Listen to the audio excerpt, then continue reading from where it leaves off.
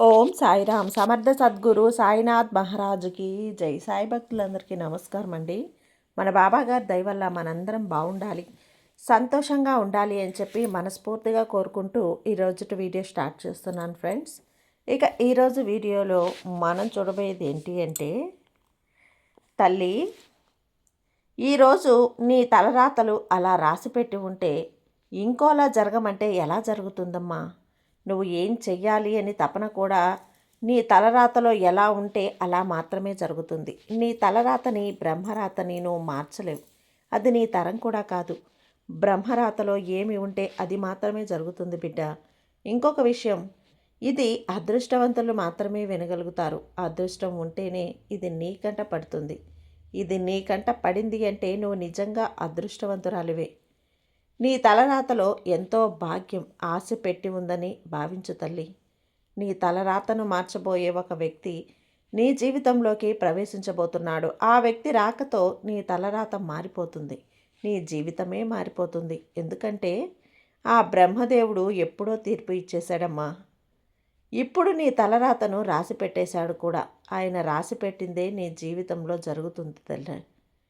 అది ఎలా ఉండబోతుంది ఈరోజు నేను నీకు చెప్తాను, జాగ్రత్తగా విను. ఒక 2 నిమిషాలు ఓపికతో వినుబిడ్డా అని చెప్పి బాబాగారైతే మన కోసం ఒక సందేశాన్ని అయితే తీసుకొచ్చేసారండి. ఆ సందేశం ఏంటి, ఆ సందేశంలో బాబాగారు మనతో ఏం చెప్పబోతున్నారో తెలుసుకునే ముందుగా మన ఛానల్ని ఫస్ట్ టైం చూస్తున్నట్లయితే ప్లీజ్ సబ్స్క్రైబ్ చేసుకోండి ఫ్రెండ్స్. వీడియో నచ్చితే కనుక లైక్ చేసి సపోర్ట్ చేయండి.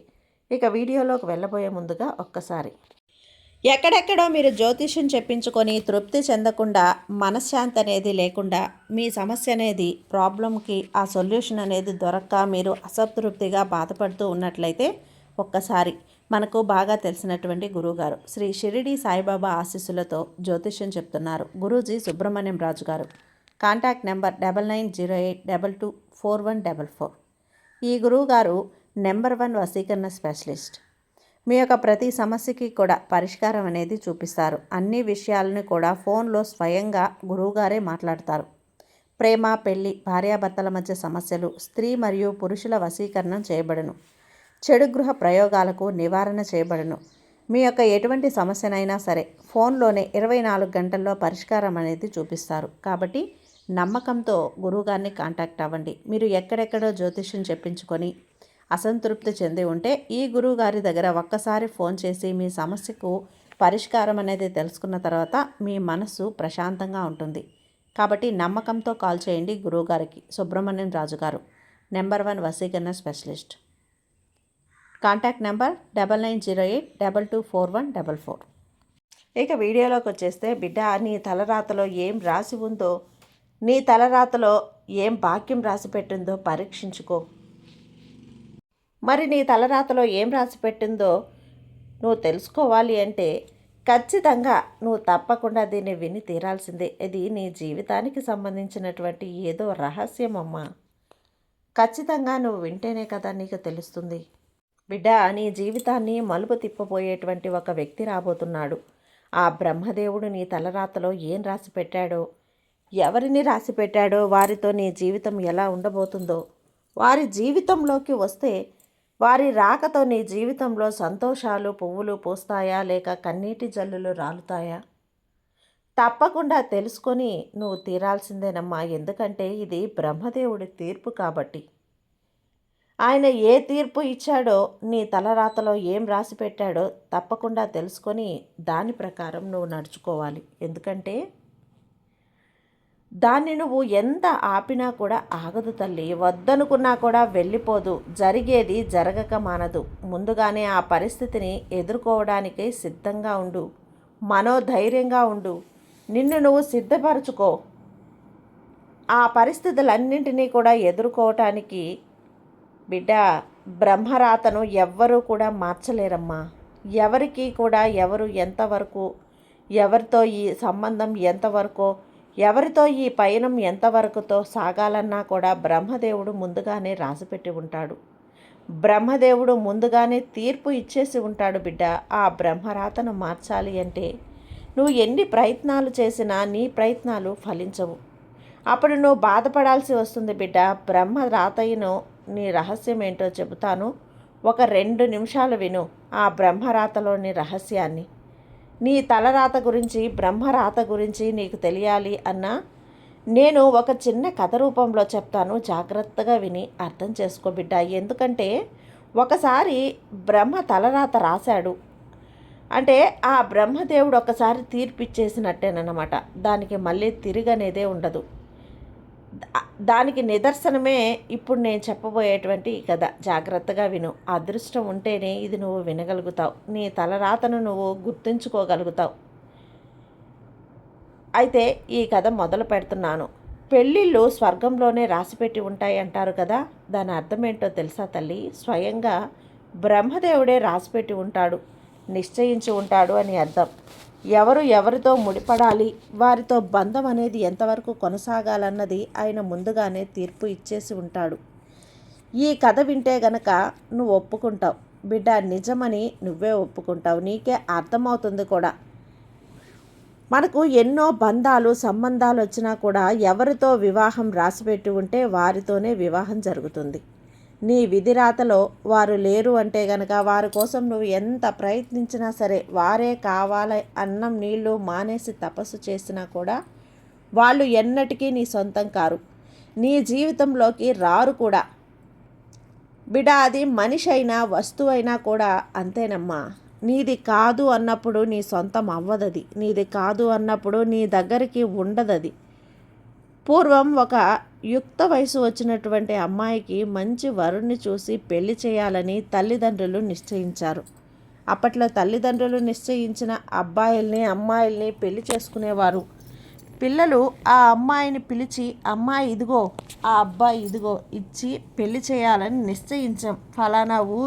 ఫలానా ఊరిలో ఉంటాడు, మాకు ఈ సంబంధం బాగా నచ్చడం వల్ల నీకు ఈ అమ్మాయినిచ్చి వివాహం చేయాలని చెప్పి నిశ్చయించుకున్నాము అని చెప్పగానే ఆ అమ్మాయి కొంచెం స్వతంత్ర భావాలు కలిగినటువంటి అమ్మాయి కావటం వలన, అదేంటి నాన్నగారు, నేను చూడకుండా ఎలా అలా నిర్ణయిస్తారు?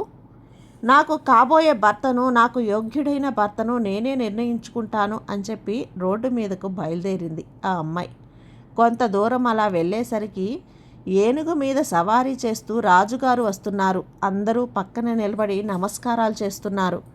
అది చూసినటువంటి ఆ అమ్మాయి, ఓహో, యోగ్యుడు అంటే ఈయనేనేమో, సమస్త జగత్తు ఈయన్ని చూసి నమస్కారం చేస్తుంది, అందుకని నేను ఈయన్ని వివాహం చేసుకుంటాను అని అనుకుంటూ ఆ రాజుగారి ఏనుగు వెనుక నడవటం మొదలుపెట్టింది. ఇంతలో రాజుగారికి ఒక సన్యాసి కనిపించాడు.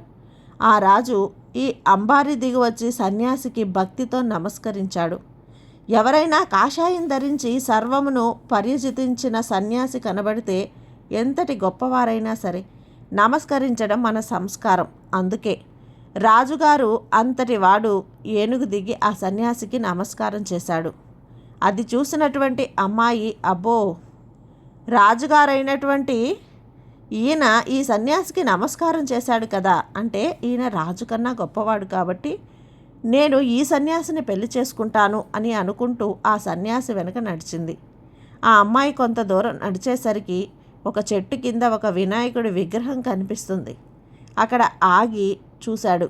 ఆ వినాయకుడికి సాష్టాంగ నమస్కారం చేశాడు ఆ సన్యాసి. అది చూసినటువంటి ఆ అమ్మాయి, ఓహో, ఈ గణపతి ఆ సన్యాసి కన్నా ఇంకా గొప్పగా ఉన్నాడు, ఈ గణపతిని నేను పెళ్లి చేసుకుంటాను అని ఆ విగ్రహం ముందు కూర్చొని కొంచెం దూరంగా తదేకంగా గణపతిని చూస్తూ ఉంది. అటుగా వెళ్తున్నటువంటి ఒక కుక్క ఆ చెట్టు కింద వచ్చి నిలబడింది. అలా వెళ్తూ వెళ్తూ కుక్క సహజంగా ఉన్న అలవాటేంటి, కొద్దిగా కాలెత్తి తను చేయవలసిన పని చేసి వెళ్ళిపోతుంది. అది చూసినటువంటి ఆ అమ్మాయి, ఓహో, ఆ గణపతి పైనే మూత్రం విసర్జన చేయగలిగింది కాబట్టి ఈ కుక్క ఎంతో గొప్పదిలా ఉంది, నేను ఈ కుక్కనే వివాహం చేసుకుంటాను అని అనుకొని కుక్కను వెంబడించసాగింది. కొంత దూరం వెళ్ళేసరికి ఆ కుక్క అలసిపోయి ఆగిపోయింది. అటుగా వెళ్తున్నటువంటి ఒక పిల్లాడు ఆ కుక్కను చూసి ఒక రాయిని విసురుతాడు. ఆ రాయి కుక్కకు తగిలి పరుగున వెళ్ళిపోతుంది. అది చూసిన అమ్మాయి, కుక్క కన్నా ఈ పిల్లవాడే గొప్పవాడు కాబట్టి నేను ఈ పిల్లాన్ని పెళ్లి చేసుకుంటే బాగుంటుంది అనుకునే లోపు ఒక కుర్రవాడు ఆ పిల్లవాడి దగ్గరకు వచ్చి, ఎందుకు అలా కుక్కపై రాయి విసిరావు? నిన్నేం చేయలేదు కదా, అలా ఇంకొకసారి చేయకు తప్పని చెప్పి ఆ అబ్బాయి చెవి మెలేస్తాడు. ఆ పిల్లవాడు ఏడుస్తూ మా అమ్మకు చెప్తాను ఉండు అంటూ వెళ్ళిపోతాడు. ఇదంతా చూసి ఆ అమ్మాయి, కుర్రవాడు అందరికన్నా శక్తివంతుడు, నా భర్తగా ఇతను యోగ్యుడు అని చెప్పి నా భర్తగా అనుకొని అతని కాళ్ళు పట్టుకొని నన్ను వివాహం చేసుకోండి అని చెప్పి అది వినిన ఆ కుర్రవాడు నవ్వుతూ, సరే అలాగేలే, నిన్ను నేను పెళ్లి చేసుకుంటానులే, నీ ఇంటికి వెళ్దాం లే అని చెప్పి లేవనెత్తి ఆ పిల్లవాడి వెనుక వారి ఇంటికి నడిచాడు. ఆ పిల్ల తల్లిదండ్రుల దగ్గరకు వెళ్ళి, నేను ఒక అబ్బాయిని చూశాను, ఈ అబ్బాయి లోకంలో అందరికన్నా కూడా ఎంతో శక్తివంతుడు, ఈ అబ్బాయితోనే నాకు వివాహం చేయవలసింది అని చెప్పి తన తల్లిదండ్రులకు ఆ అబ్బాయిని పరిచయం చేస్తుంది. ఆ అబ్బాయి వారి వైపే చూస్తూ ఉంటాడు. దానికి వారి తల్లిదండ్రులు ఆ అమ్మాయితో, ఓసిని దుంపదగా, మేం చూసిన పెళ్లి కొడుకు వీడేనే అని చెప్పి పెద్దగా నవ్వారు. ఆ అబ్బాయి కూడా ఆ అమ్మాయిని ముందే చూసి అలా చూడడం వల్ల అతను కూడా పెద్దగా నవ్వాడు. ఇలా బాబాగారు ఇక్కడితో ఈ కథ చెప్పడం అయితే ఆపారండి. ఇక్కడ ఏం జరిగింది అంటే, బాబాగారు ఈ కథ మనకు ఎందుకు చెప్పారు అని అంటే గనక, బిడ్డ, విధిరాతను ఎవ్వరూ మార్చలేమమ్మా. నీ సొంత నిర్ణయాలు నువ్వు ఏం తీసుకున్నా సరే జరిగేది జరగక మానదు. మొదటగా ఆ అమ్మాయి తన తండ్రి చెప్పినటువంటి సంబంధం చేసుకొని ఉంటే ఈ కథ ఇంతవరకు కూడా సాగేది కాదేమో. అయినా సరే తన సొంత ప్రయత్నాలు చేసినా సరే ఆ పిల్లకు తగినటువంటి వరుడుగా తన తల్లిదండ్రులు నిర్ణయించినటువంటి ఆ అబ్బాయే మళ్ళీ ఆ అమ్మాయికి కనపడ్డాడు. ఆ భగవంతుడు మళ్ళీ ఆ అబ్బాయికి చూపించాడు. తలరాతను ఎవ్వరూ కూడా మార్చలేరు కదా, బ్రహ్మరాతను ఎవ్వరూ తిరగరాయలేరు. చాలామంది చాలా విషయాల్లో బాధపడుతూ ఉంటారు. తల్లి, నేను ఇష్టపడినటువంటి వ్యక్తి నాకు దూరం అయిపోయాడు, నేను కోరుకున్నటువంటి వ్యక్తి నా జీవితంలోకి రాలేదు, నేను కోరుకున్న వ్యక్తితో నా పెళ్ళి అవ్వలేదు అని. నాకు పెళ్ళయ్యాక నా సంసార జీవితం కొన్ని రోజులు మాత్రమే బాగుంది, ఆ తర్వాత ఇప్పుడు గొడవలు, పోట్లాటలు, వాటి వల్ల మేము విడిపోయాం. నేను ఏం పాపం చేశాను? నా జీవితం ఇలా ఎందుకు అయిపోయింది? నేను ఆశపడింది ఏదీ కూడా నాకు దక్కలేదే, నేను ఇష్టపడింది ఏదీ కూడా నా దగ్గర ఎక్కువ కాలం ఉండదు, నేను కావాలి అనుకున్నది నాకు దక్కదు అంటూ చాలామంది చాలా రకాలుగా బాధపడుతూ నిరాశపడుతూ ఆ బాధలోనే కాలం గడిపేస్తూ ఉన్నారు బిడ్డ. కానీ దానికి కారణం ఏంటో అర్థమైందా తల్లి? విధిరాత. విధిరాతే ఈ పరిస్థితులన్నింటికీ కూడా కారణం. తలరాతని ఎవ్వరూ కూడా మార్చలేరమ్మా. నీ జీవితంలో ఏది జరగాలన్నా కూడా ముందుగానే అది నిర్ణయించబడి ఉంటుంది. కాబట్టి పరిస్థితులన్నింటినీ కూడా నువ్వు తట్టుకొని వాటికి కట్టుబడి వాటిని ఎదుర్కొంటూ ధైర్యంగా ముందుకు వెళ్ళటమే జీవితం. అంటే బిడ్డ, నీ సాయి చెప్పినటువంటి ప్రతి మాట నీకు అర్థమైందనే నేను భావిస్తున్నాను. ప్రతి చిన్న విషయానికి బాధపడిపోయి కంగారు పడిపోయి కన్నీళ్లతో కాలం గడిపేందుకు తల్లి, నువ్వు చిన్న జీవితాన్ని సంతోషంగా జీవించడానికి ప్రయత్నించమ్మా. ఎందుకంటే నీ తలరాత, నీ విధిరాత ఎప్పుడో నిర్ణయం అనేది అయిపోయింది తల్లి. ఆ బ్రహ్మదేవుడు నిర్ణయించేశాడు, తీర్పు ఇచ్చేశాడు. ఇక నువ్వు దాన్ని ఎంత మార్చాలని ప్రయత్నించినా కూడా మార్చలేవు. కాబట్టి ఉన్న ఈ జీవితంలోనే కొద్దిగా సంతోషాలను వెతుక్కోవడానికి ప్రయత్నించు, మంచిగా ఉండడానికి ప్రయత్నించు, ప్రశాంతంగా ఉండడానికి ప్రయత్నించు, నలుగురితో నవ్వుతూ ఉండడానికి నీ వంతు నువ్వు ప్రయత్నం చేసుకో. నీ తలరాతను నువ్వు ఎలా మార్చుకోలేవు. కాబట్టి నీ ప్రవర్తన అయినా నువ్వు మార్చుకుంటే కొద్దిగా ప్రశాంతంగా అయినా ఉండగలవు కదా. ఆ తర్వాత నీ తండ్రి ఎలాగో నీతో ఉన్నాడుగా, నీ సాయి తండ్రి నీతో ఉన్నాడుగా. ఆ నమ్మకంతో ఉన్నావు అంటే నీ సాయి ఎప్పుడూ కూడా నీ చెయ్యి విడిచిపెట్టడు. బాబా మీద నమ్మకంతో ఉండమ్మా, నీకంతా మంచి జరుగుతుంది. నీ సాయి నీతో ఉండగా నీకు భయం ఎందుకు చెప్పు? ధైర్యంగా ఉండు, సంతోషంగా ఉండు. సర్వేజన సుఖినో భవంతు. జై సాయిరామ్.